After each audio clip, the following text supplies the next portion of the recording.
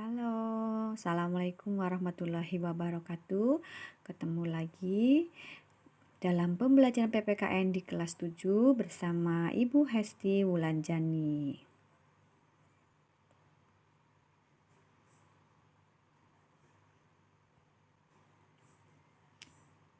Materi kali ini masih di bab yang keempat, yaitu keberagaman suku, agama, ras dan antar golongan dalam bingkai Bhinneka Tunggal Ika.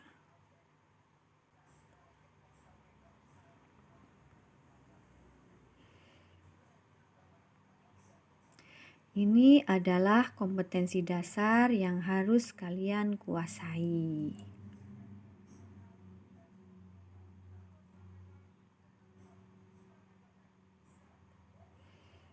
Tujuan pembelajaran kalian kali ini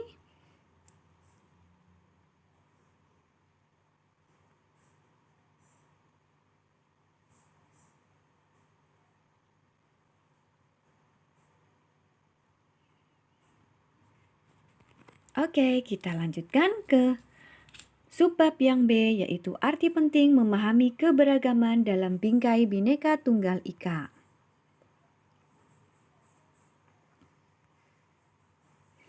Nah, pernahkah kalian bepergian ke pulau-pulau atau daerah-daerah lain di wilayah NKRI? Nah, setelah kalian melihat daerah lain, bagi yang sudah pernah melihat atau kalian melihat di televisi, pasti kalian melihat ada perbedaan antar pulau satu dengan pulau yang lainnya ya. Nah, Indonesia itu terdiri dari beribu-ribu macam pulau. Aspek kewilayahan itu menjelaskan bahwa wilayah NKRI adalah merupakan negara kepulauan. Undang-Undang Nomor 6 Tahun 1996 tentang Perairan Indonesia menyebutkan pengertian negara kepulauan adalah negara yang seluruhnya terdiri dari satu atau lebih kepulauan dan dapat mencakup pulau-pulau lain. Dalam konsep wawasan Nusantara, laut bukan merupakan unsur pemisah akan tetapi menjadi unsur pemersatu NKRI.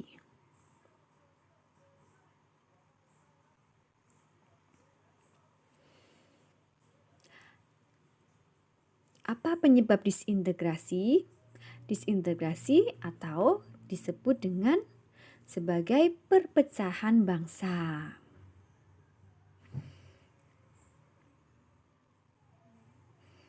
Ya, yang pertama adalah kondisi kewilayahan negara Indonesia sebagai negara kepulauan dapat menyebabkan terjadinya perpecahan bangsa atau disintegrasi karena setiap pulau satu dengan pulau yang lainnya memiliki ciri khas masing-masing dan perbedaan masing-masing yang di Indonesia itu banyak sekali pulau. Jadi bermacam-macam perbedaan yang ada di kepulauan di Indonesia. Penyebab yang kedua adalah aspek sosial budaya, menunjukkan bahwa masyarakat Indonesia itu diwarnai oleh berbagai macam perbedaan.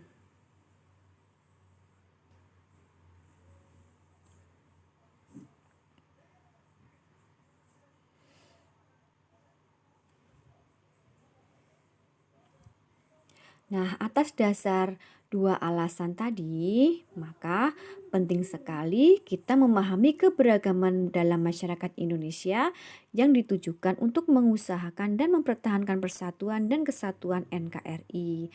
Tanpa adanya kesadaran akan keberagaman yang kita miliki, bangsa Indonesia bisa terjerumus ke arah perpecahan. Nah, keberagaman masyarakat Indonesia itu memiliki dua dampak, yaitu dampak positif dan dampak negatif. Dampak positifnya yaitu memberikan manfaat bagi perkembangan dan kemajuan. Kalau dampak negatifnya bisa mengakibatkan ketidakharmonisan bahkan kehancuran bangsa dan negara.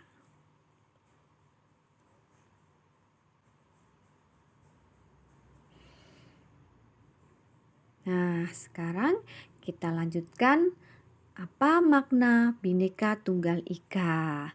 Bhinneka Tunggal Ika itu artinya apa? Ya, artinya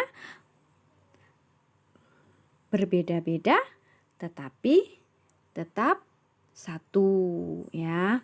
Nah, kata Bhinneka Tunggal Ika itu adalah semboyan bangsa Indonesia yang terdapat dalam kitab Sutasoma yang ditulis oleh Empu Tantular pada abad ke-14 di masa kerajaan Majapahit. Dalam kitab tersebut menulis Raneka Datu Winumus Buddha Wisma Bhineki Rakwa Ring apan kena parwanosen mangkang jinatwa kalawang siwa tatua tunggal Bhinneka Tunggal Ika Tanhanma Dharma Mangwa, bahwa agama Buddha dan Siwa atau Hindu merupakan zat yang berbeda, tetapi nilai-nilai kebenaran Jina atau Buddha dan Siwa adalah tunggal, terpecah belah tetapi satu jua. Artinya tidak ada dharma yang mendua. Kalau dalam bahasa Jawa kuno, secara harfiah bhinneka beragam, tunggal satu, ika itu, yaitu beragam satu itu.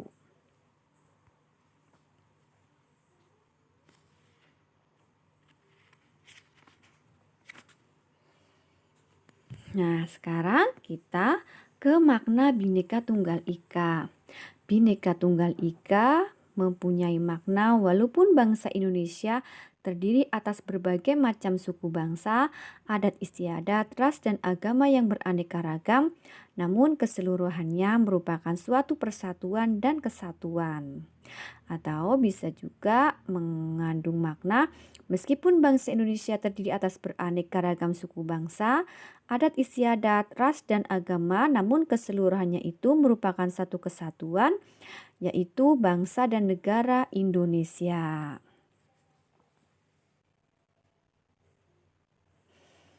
Jadi, dengan adanya Bhinneka Tunggal Ika, diharapkan kita terapkan dalam kehidupan sehari-hari, contohnya dengan saling menghargai antar masyarakat satu dengan yang lainnya tanpa memandang suku bangsa, agama, bahasa, adat istiadat, warna kulit, dan lain-lainnya. Tanpa adanya kesadaran sikap dan perilaku untuk mewujudkan Bhinneka Tunggal Ika, pasti akan terjadi perpecahan di NKRI ya, karena setiap orang hanya mementingkan diri sendiri atau daerahnya sendiri daripada kepentingan bangsa dan negara.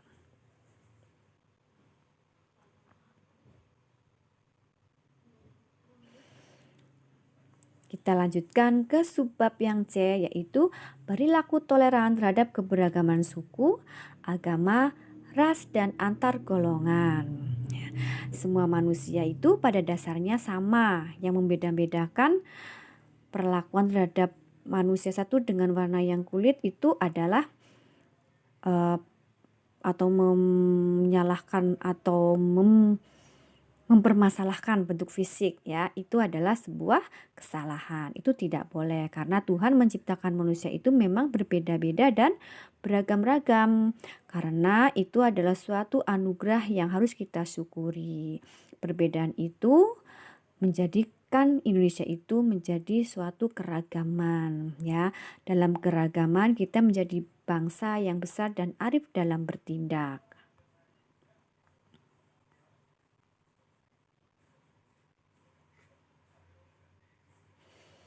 Nah, kita lihat sikap toleran itu. Sikap toleran berarti menahan diri, bersikap wajar, sabar, membiarkan orang lain berpendapat lain, dan berhati lapang terhadap orang yang memiliki pendapat berbeda.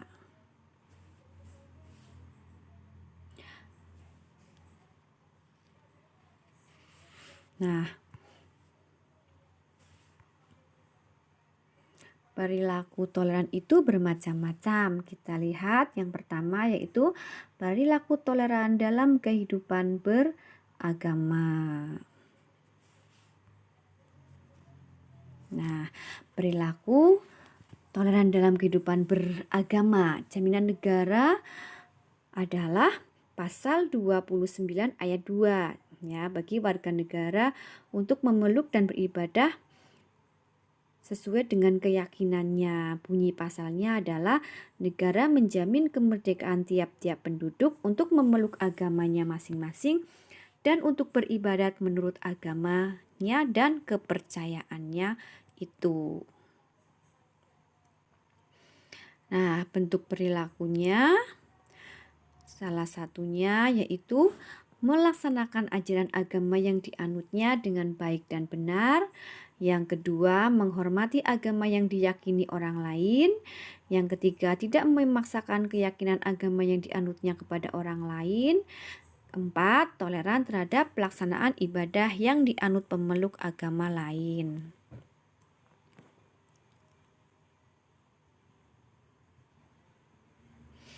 Yang kedua, perilaku toleran terhadap keberagaman suku dan ras di Indonesia.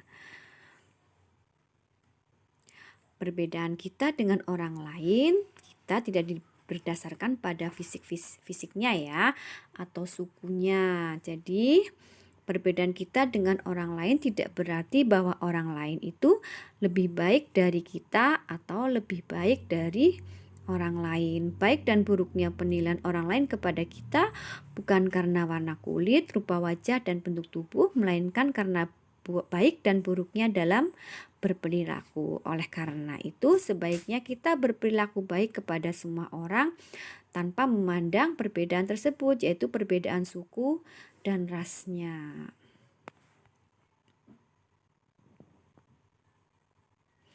Yang ketiga yaitu perilaku toleran terhadap keberagaman sosial budaya. Bagi seorang pelajar, perilaku dan semangat kebangsaan dalam mempertahankan keberagaman budaya bangsa bisa dilaksanakan dengan berbagai macam cara. Kalau bukan kita yang mau melestarikan atau menjaga keberagaman sosial budaya, siapa lagi, ya kan? Nah, salah satu yang bisa kalian lakukan yaitu yang pertama, mengetahui keanekaragaman budaya yang dimiliki bangsa Indonesia. Yang kedua, yaitu mempelajari dan menguasai salah satu seni budaya sesuai dengan minat dan kesenangannya.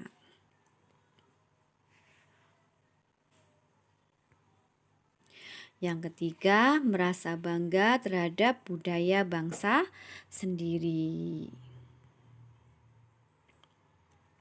Yang keempat, menyaring budaya asing yang masuk ke dalam bangsa Indonesia.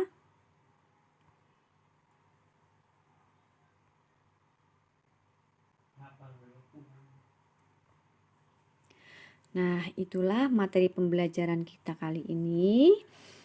Setelah mempelajari keberagaman yang ada di Indonesia, diharapkan kalian mampu untuk melaksanakannya dalam kehidupanmu sehari-hari, contohnya dengan saling menghormati, saling menghargai perbedaan yang ada, dan mensyukuri perbedaan itu sebagai anugerah Tuhan Yang Maha Esa.